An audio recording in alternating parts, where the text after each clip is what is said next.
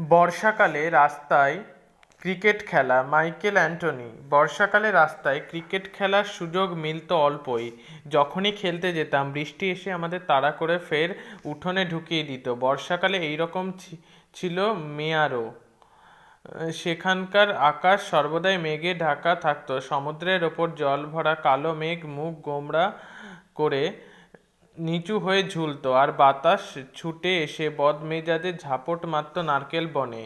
আর বাতাসের তেজ আর গর্জন যখন চরমে উঠতো তখন ঝুলে পড়া মেঘগুলো ঘন কালো হয়ে উঠতো, সমুদ্র হুংকার দিত, আর বৃষ্টির ফলাগুলো হট্টরোলে ভেঙে পড়তো আমাদের ওপর। সব দৌড়ে ফিরেছি বৃষ্টি থেকে। পাশের বাড়ির অ্যামি আর ভার্ন এর খুব ফুর্তি, ওরা হাসছে আর আশ্চর্য। রাস্তায় ক্রিকেট খেলতে ওদের যত আনন্দ, ঝমঝম বৃষ্টিতেও যেন ততই। আমি আমাদের উঠোনে হি হি করে হাসছে অ্যামি আমাদের উঠোনে হি হি করে হাসছে আর বৃষ্টির জল খাবার ভান করছে। ওর মুখ একেবারে ভেজা, জামাকাপড় জুবজুবে। ভার্ন আলস্যের তলায় আশ্রয় নিয়েছিল। সেও হুজুকে মেতে লাফ মেরে ওর সঙ্গে জুটল। ওরা চেঁচাতে লাগলো, নেবুর পাতায় করম চা, হে বৃষ্টি স্পেনে যা। একটু পরেই পাশের বাড়ি থেকে বেরিয়ে এলেন তাদের মা। তিনি নিশ্চয়ই শব্দ শুনে বুঝেছিলেন ভার্ন আর অ্যামি ঝোপের মধ্যে অদৃশ্য হলো। আমি দাঁড়িয়ে রইলাম, বৃষ্টির জন্যে মনটা খারাপ। তারপর ভার্নের ব্যাট আর বল বাড়ির তলায় ঢুকিয়ে রেখে ভেতরে গেলাম নিকুচি। মনে মনে বললাম, যখন বৃষ্টি নামলো তখন আমি ব্যাট করছিলাম, যখনই আমি ব্যাট করি তখনই কেবল বৃষ্টি পড়ে। পাছে চাদর ময়লা হয়, তাই পা মুছে বিছানায় উঠে পড়লাম। বিষণ্ণ হয়ে বসেছিলাম, মনে হচ্ছিল সত্যি বৃষ্টিটা চলে যাক, স্পেনে যাক, ভার্ন যা বলেছিল।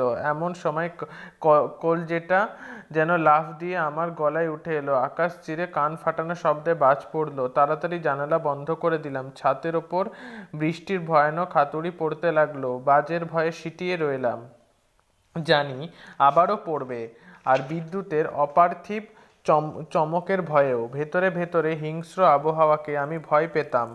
বৃষ্টি ভয়, তার সঙ্গী বাজ বিদ্যুতের ভয়, উপকূলে আছড়ানো সমুদ্রের ভয়, ঝোড়ো হাওয়ার ভয়, বৃষ্টি থেমে যাওয়ার পর সবকিছু মরার মতো হয়ে থাকার ভয়। আর একবার বিদ্যুৎ ঝলকে চমকে উঠলাম। চমক ভাঙবার আগেই আবার এক ভয়ঙ্কর বজ্রপাতের শব্দে আকাশ কেঁপে উঠল। আমি চিৎকার করে উঠলাম, শুনতে পেলাম মা ছুটে ঘরে ঢুকেছে। আবার বাজ পড়ল, আর আমি ছিটকে চলে গেলাম খাটের তলায়। সেলো, সেলো, প্রথমে তোর ব্যাট, ভান রাস্তা থেকে চেঁচিয়ে ডাকে। বৃষ্টি থেমে গিয়ে রোদ উঠেছে, কিন্তু আমি এখনো ঠিক সামলে উঠিনি। অনিচ্ছা সত্ত্বেও বাইরের দরজা দিয়ে তাকিয়ে দেখলাম ভান দাঁড়িয়ে দাঁত বার করে হাসছে আর অধৈর্যভাবে হাত নেড়ে নেড়ে আমাকে ডাকছে।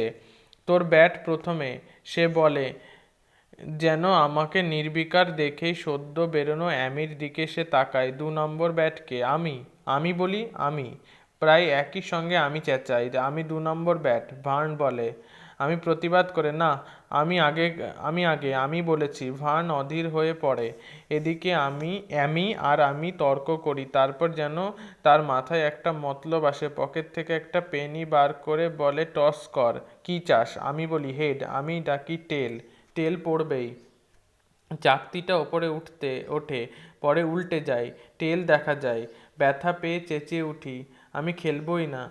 তাতেও মনে হলো যথেষ্ট উৎপাত করা যায়নি, তাই দৌড়ে যাই আমি যেখানে ভার্নের ব্যাট আর বল রেখেছিলাম। সেগুলো নিয়ে আমাদের বাড়ির পেছনে অদৃশ্য। তারপর গায়ে যত জোর আছে তাই দিয়ে ওগুলোকে ঝোপের মধ্যে ছুঁড়ে ফেলি। যখন বাড়ির সামনে ফিরে আসি তখন ভার্ন কিং কর্তব্য বিমূঢ় হয়ে দাঁড়িয়ে আছে। সে বলে, সেলো, ব্যাট আর বল কোথায়? আমি রাগে ফুঁসতে থাকি, কিসের ব্যাট বল? জানি না, যাও ওর বাড়িতে বলে দে। আমি চেঁচাই, ফেলে দিয়েছে। ভার্ন জোর করে মুখ বেঁকিয়ে হাসির ভঙ্গি করে, বলে, ভারী তো একটা পুরনো ব্যাট আর বল। কিন্তু উঠোন থেকে বেরিয়ে যাওয়ার সময় ওর চোখের কোণে জল চিকচিক করে, দেখতে পাই। বাকি বর্ষাকাল আর রাস্তায় ক্রিকেট খেলিনি আমরা।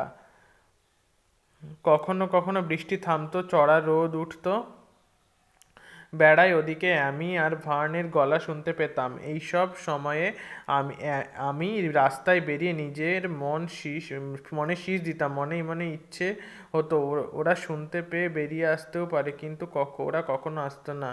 আমি বুঝতাম ওরা তখনও খুব রেগে আছে আর কখনো আমাকে ক্ষমা করবে না। এইভাবে চলল বর্ষাকাল। বজ্রে বিদ্যুতে উপসাগরের ঢেউয়ে আর মাতাল বাতাসে সেরকমই ভয় ধরানো ভাব।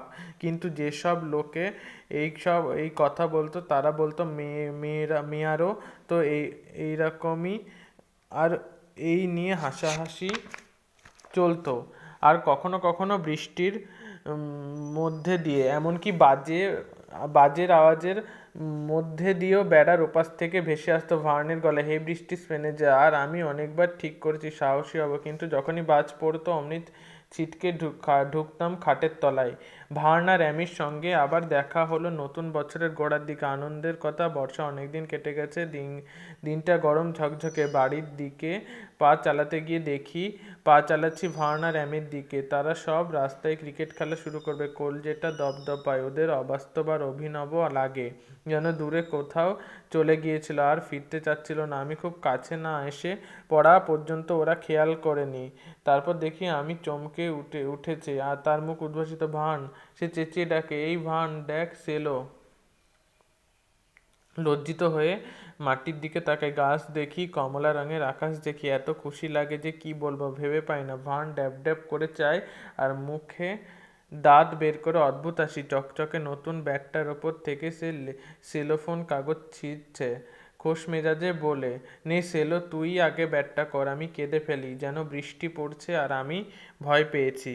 তর্জমা তীর্থঙ্কর চট্টোপাধ্যায়। মাইকেল অ্যান্টনি, জন্ম 1930, জন্ম ওয়েস্ট ইন্ডিজের মেয়ারো আর ত্রিনিদাদে শিক্ষাপর্ব শেষ করে ইস্পাত কারখানায় কাজে যোগ দেন। পরে চলে যান ইংল্যান্ডে, তারপর দেশ বিদেশে পাড়ি জমান। ত্রিনিদাদ টোবাগোর জীবন তার উপন্যাসে আর গল্পে আদর্শে মূলত সজীব হয়ে ওঠে। পরম মমতায় তিনি বর্ণনা করেন আপাত তুচ্ছ নানা ঘটনা, আর তার মানসিক দিকগুলি। তার বিখ্যাত উপন্যাস হলো Green Days by the River, নদীর ধারে সবুজ দিনগুলি 1967, স্ট্রিটস অফ কনফ্লিক্ট, পথে পথে সংঘাত 1976।